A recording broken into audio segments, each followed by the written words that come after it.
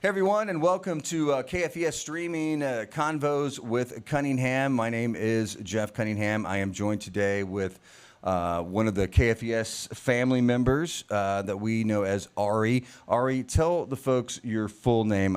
I don't want to mess it up. Okay. Hi, everyone. My full name is Ari Angeles, with two last names, Ari Angeles Rivera Ortiz. Okay. So that's my full name. So Ari, for those who do not know, is from Puerto Rico. Yes.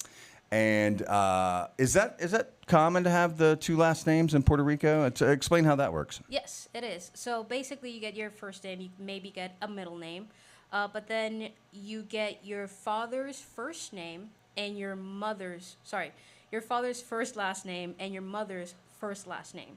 So you will always have two last names. And why is that? That you want to honor both families? Is that the deal? Essentially, so you always have, the father's side as your first last name, and kind of maintains the tradition of, the male's family and their name, but you kind of still honor as a secondary last name you having your mother's. Some people use it, some people not, but that is the standard. You always have that your Right. father's last name. Yeah. Gotcha.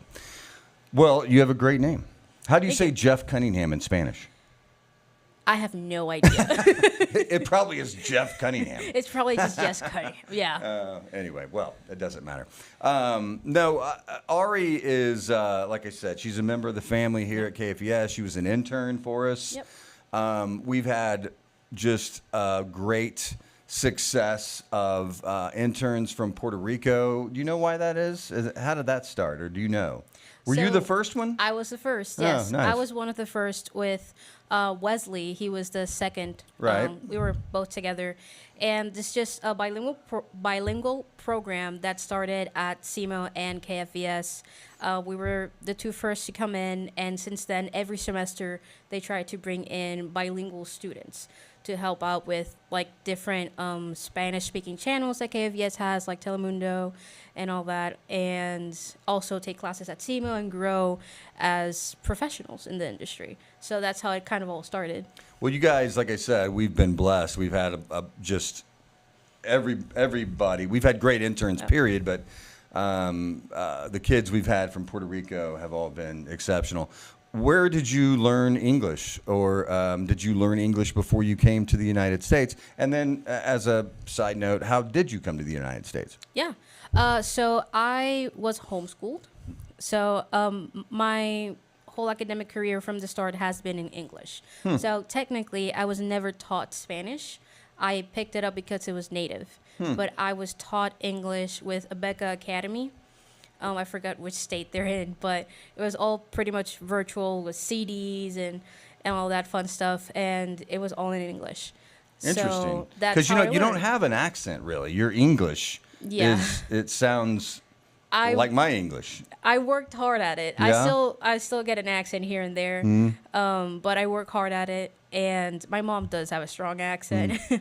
But after I was just taught, I went to an umbrella school, and basically that's just a school for homeschooled kids. And my teachers were American, and I mostly spoke in English. I worked on my accent. And I just fell in love with the whole language and the culture over here, like from a distance. So I worked hard at it. And then when this opportunity came, I just embraced it. And that's how I ended up in the U.S. My department chair, reached out to me. She's like, your English is good. You want to be a producer. I think this is a great opportunity for you. And I said, okay. Let's do it. I just need a chance, and here I am. Well, we're glad to have you. Ari works in our promotions department. You said a couple things I find really interesting. What was it about? You said you kind of fell in love from a distance with American culture, is how I took it, if that's what you meant. Yes. What is it about American culture that appealed to you so much? I think starting off from the classics, the whole Disney movies and that whole ideas that they put in your head, that was interesting. I always, being a homeschooled kid, a lot of the ideas of how school is ran here, like being being at SEMO, seeing homecoming and the parades and all that stuff. We don't really do that in Puerto Rico. So that sort of culture, I learned it from a distance, and I'm like, that's really cool.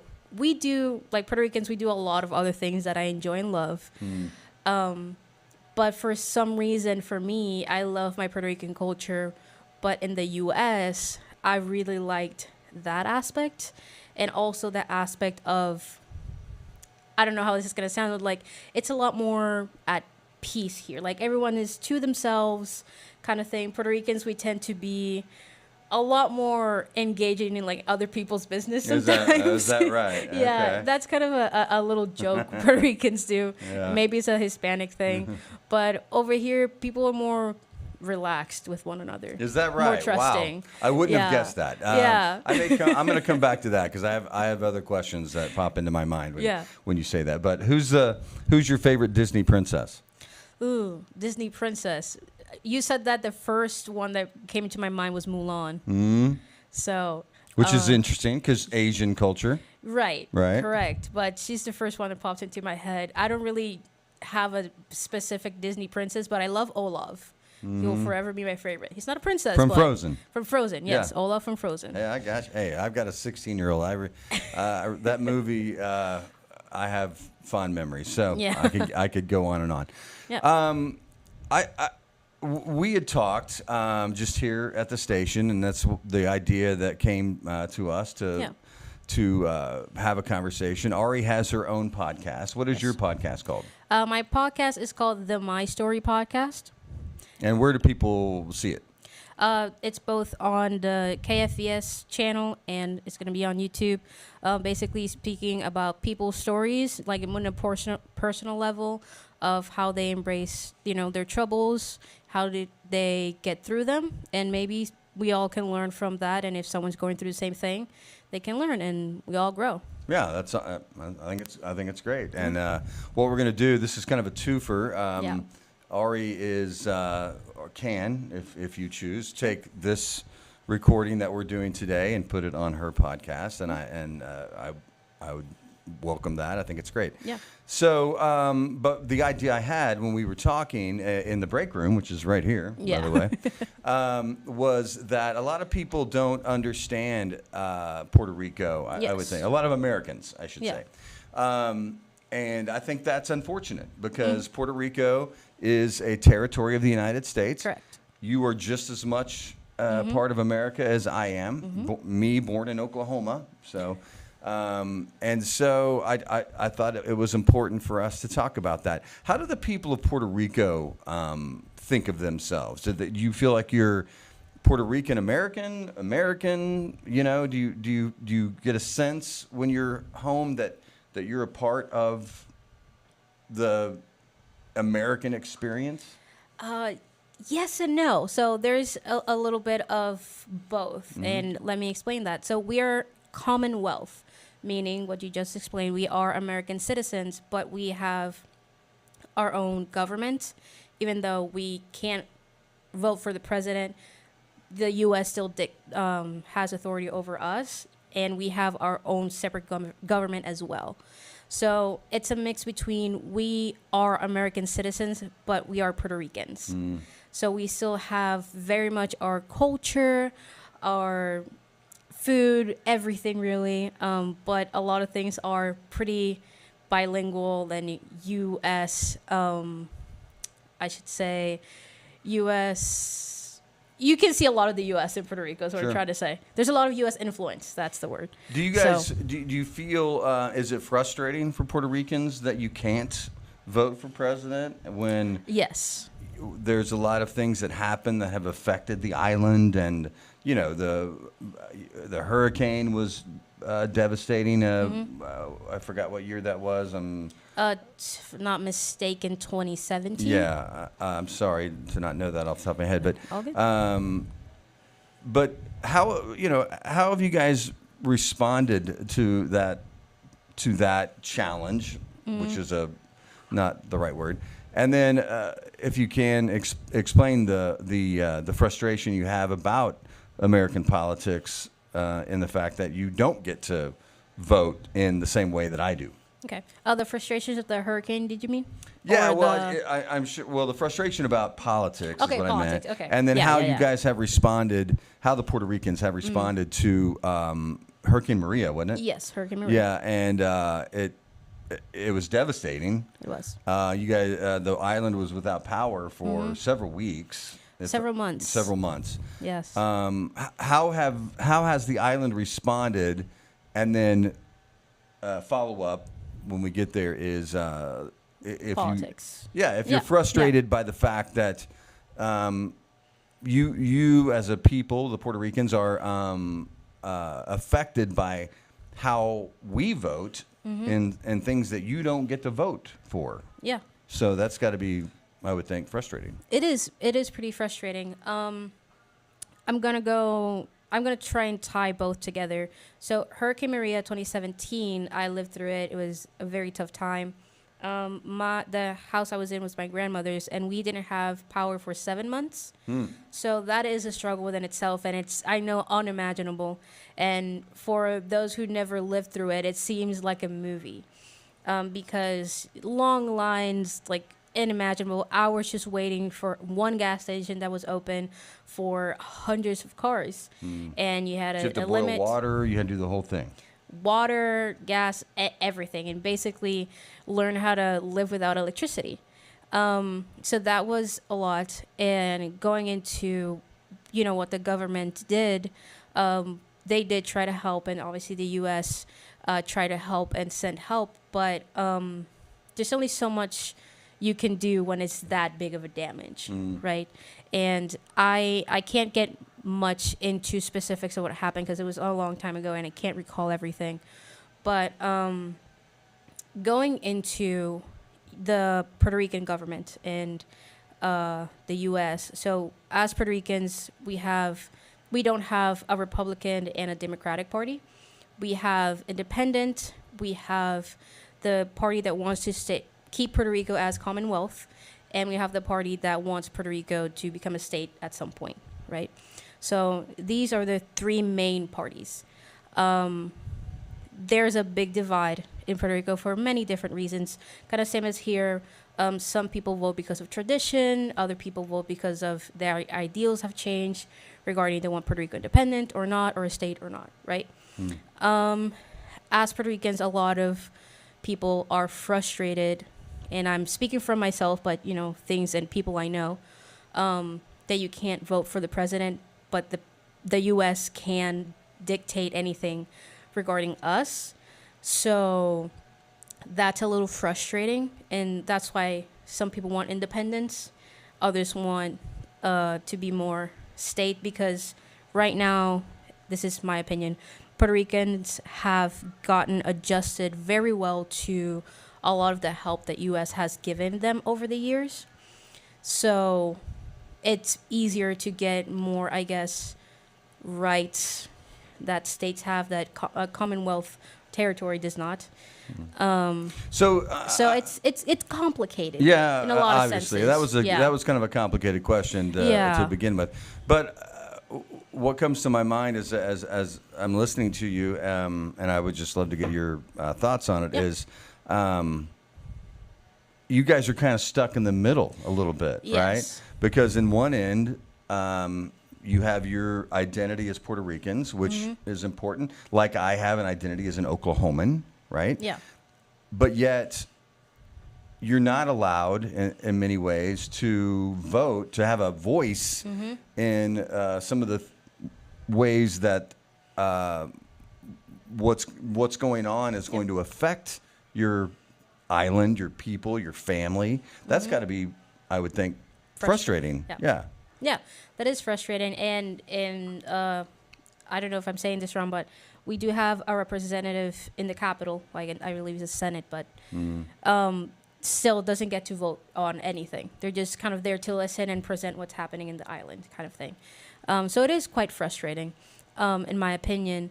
So we are pretty much stuck in the middle of everything, and there's a new generation coming up that wants to make a change. but it's also a generation that, but where do we want to make the change, kind of thing. So Would you say that when you say that, would you say that and I know you can't speak for everybody, obviously, but do people do you think people are in Puerto Rico, are they leaning more toward becoming a state? You know, Yeah. there's a benefit. Like I said, I'm from Oklahoma. I live in Missouri. I love them both. There are facets of both of those cultures that you know, that you can kind of hang your hat on, if you will. And obviously, you guys have a colorful and vibrant culture that you would also, you know, you would want to be a part of the United States, but keep your identity as Puerto Ricans. Yes. Do you feel like most people want to do that? I feel like they do. I feel like they want to maintain a healthy lifestyle while still maintaining our Puerto Rican identity. But there's a big part that wants to cut off completely and just keep our identity and build the island ourselves, Interesting. kind of thing. But this is, again, my perspective. The island depends a lot on the U.S. right now. So I don't know about that. So what would you want, you know, part of the reason I said that we did this interview today is to bring awareness to the Puerto Rican culture and the great people that live there. What would you want people who are listening to know about Puerto Rico? Is there anything that just pops into your mind? Like, yeah, there's one specific thing, and I smile because I get this question a lot. Every time I say I'm Puerto Rican, some people ask me if I took the citizenship test. but you didn't have to. But I didn't have to, Yeah. exactly. So I kind of laugh because I've gotten the question a lot. And even though our native language is Spanish, we don't have to take the citizenship you're a test because territory. we are a territory, Yes. so we are American citizens. We don't live on the mainland because we're an island. But I guess more awareness of that and to know all the U.S. territories and their people, because it's quite interesting. It is quite interesting. No, it is, and there's a bunch that people don't Yes. realize, right? We've talked about this before. I wanted to get a little bit into the Puerto Rican culture because it just seems so fascinating. I asked you jokingly not too long ago. I think it was around Thanksgiving. I said, "What's your favorite meal at Thanksgiving?" And tell folks what you told me. So, Puerto Ricans, we have a lot of rice, different like types of rice. So around the holidays, it's always arroz con gandules, which is basically rice with a sort of green bean. It's not green beans, it's not peas, but it's a little. I don't know how to say it in English, but it's a little green bean, and it's the best dish to have next to turkey. And That's potato salad. That's and all a that. staple. That's a staple. It has to be that rice, potato salad, the turkey. Potato salad. Yes. At Thanksgiving. Yes. Interesting. Yes. Okay, because potato salad, that's more of a summer dish, I would think, for Americans, I should say. Oh, for Puerto Ricans, that is a classic dish. Yeah? Yeah. Either potato salad or a salad that's with pasta. I forget the name in English. But it's either one of those. Some people have both. There's a lot of people. What is your favorite Puerto Rican dish? Like, if you could explain to folks, I'm going to go to Puerto Rico, say, and I'm going to order something. And I love, you know, I don't know how to say Hispanic food or whatever. Yeah. But what's your favorite? What would you tell people to order? Definitely rice and beans with what we call tostones, which is fried plantains, and any sort of, you know, meat that you want, like either grilled chicken, steak, T-bone, like the seasoning's got to be great regardless, but the sides have to be those three. Are these items, or these dishes that I could order at any Puerto Rican restaurant? Most likely, yeah. Yeah. Yeah. Any Something place. else I asked you about, and I don't want to put you on the spot too much, but I said, "What's your favorite drink in Puerto Rico?" And you threw out a couple, and they sounded good. If I'm being honest, I can't recall that much. One of them had vodka in it. I remember that. I think mostly the classic drinks are pitorro, which is basically the last what I can remember. you can put it like in a fruit or it's fruit based, and it's just a lot of alcohol. Basically what light kind? vodka. Basically Vodka? light vodka. Yeah, Yes. gotcha. There's coquito, which is like eggnog with alcohol and no eggs. And there's one other that escapes my mind, but there's a lot of fruit based, very strong alcohol, very strong drinks, I should say, in Puerto Rico. So the other thing I wanted to ask you today, Ari and I talked about your mom came to visit not Yes. too long ago. How long was that?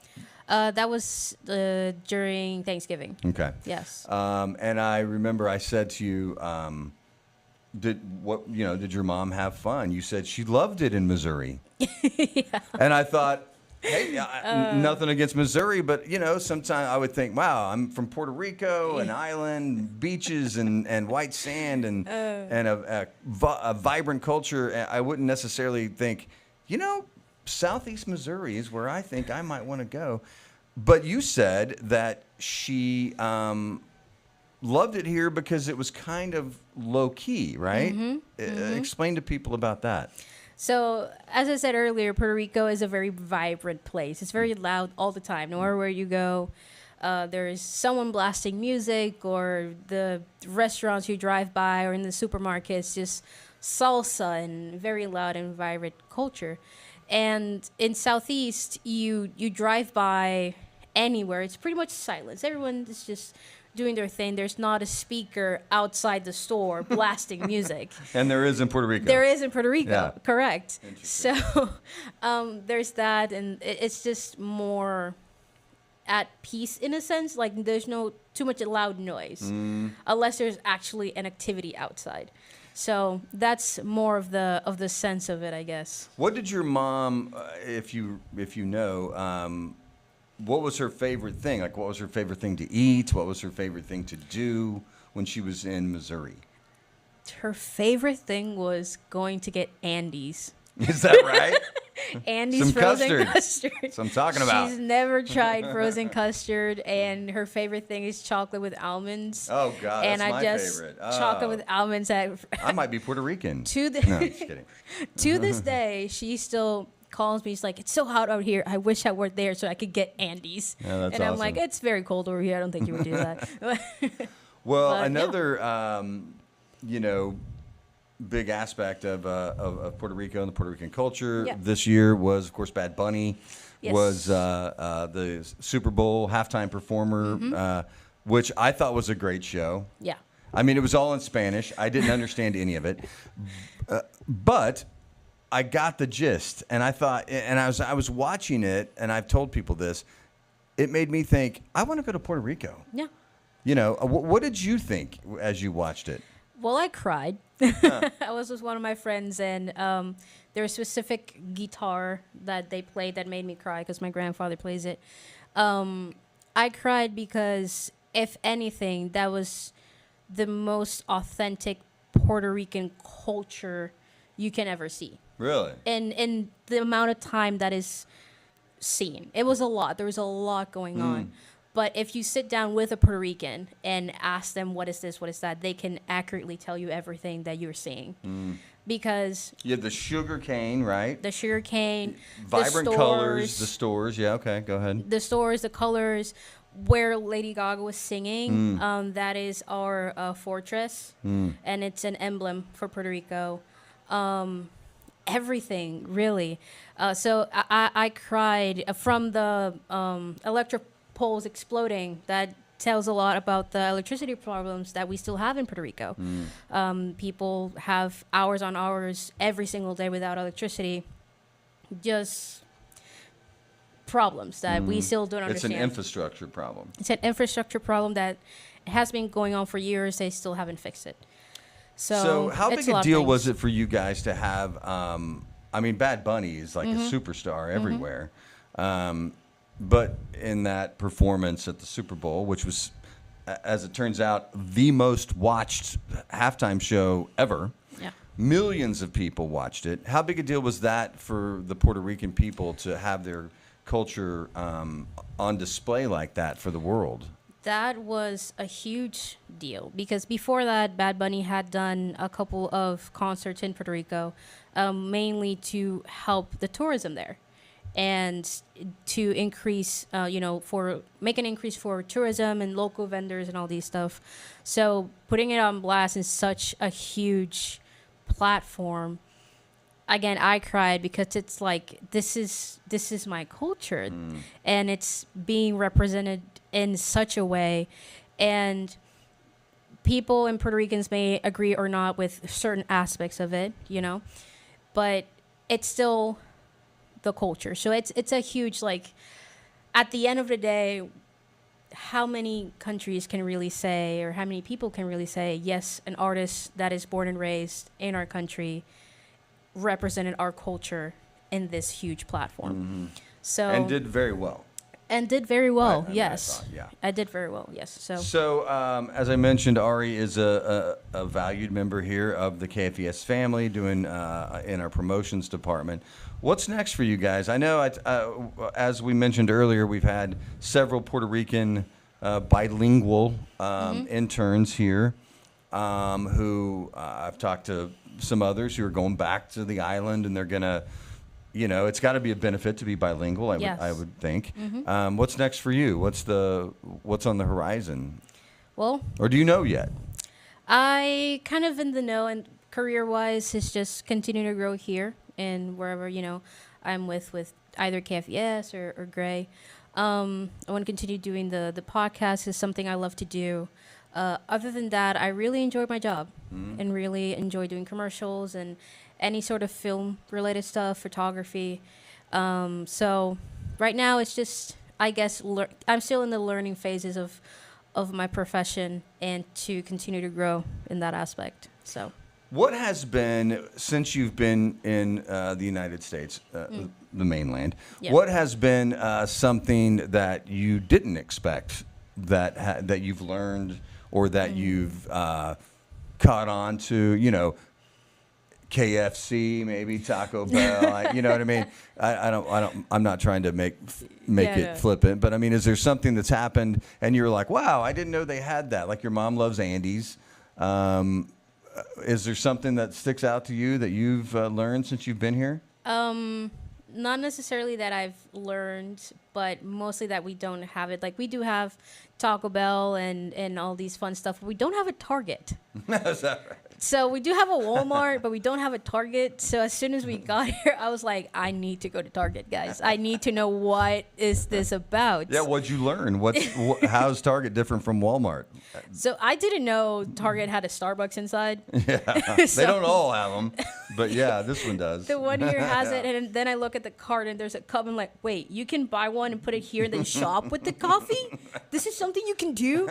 So that was one thing. Another thing has been how I've been saying certain sentences throughout my whole life. Yeah, like and what? some of my friends are like, try again. Yeah. For example, I used to say, I'm going to turn on the candle, like a switch. And they're like, no, you're supposed to light the candle. Yeah, I'm like, interesting. Oh, okay, there's a difference then. That's so funny. stuff like that. Yeah. So my friends have been like, okay, try again. Yeah. Do you feel like the SEMO have, or does the Cape area have a pretty extensive Puerto Rican culture, population? Not at all. I think I've only seen from a distance maybe one person. Really? That someone even though we've mentioned had, so every intern has been my only Puerto Ricans that I've met. Yeah, only the interns. I think I went to a church. It was Hispanic, and they're like, "Oh yeah, there's a Puerto Rican there," and there's like one, and there's a lot of other countries. And then I look around like, "Oh wait, today I'm only the only Puerto Rican." Okay, cool. So that's been interesting to discover. Is that something that you can tell right away if you go to a Hispanic church? Like, is your accent different? Yes. Yeah. When you go home, do they say to you, "Oh my God, you sound like an American"? Even when you're speaking Spanish? No, but they can tell because of... Okay, so I'm technically a mixed kid. Even though fully Puerto Rican, but Puerto Ricans don't have a specific color of their skin. Some are like more white, some are more black. So my dad is Puerto Rican white, my mom is Puerto Rican black. Interesting. So I'm mixed. So as a mixed kid, we can change, I guess, color depending on the season. So when I was in Puerto Rico, I was more on the more tanned side, closer to my mother's color. And being over here, the only thing they tell me is like, you've gone a little bit more white as skin color. So that's just been fun. Well, I have the opposite problem. I just look red all the time, which people are like, someone got some sun. Anyway, we're running out of time. I just got the signal. Ari, this has been fascinating. Yeah. Thank you for coming on. You've been a great addition to KFUS. We love having you here. As I said, all of the interns we've had from Puerto Rico and other places, but specifically Puerto Rico, have been real assets to the family here. So appreciate it. Thank you so much. Yeah, thank you. And everyone, thanks for listening or watching. Until next time, I'm Jeff Cunningham signing off.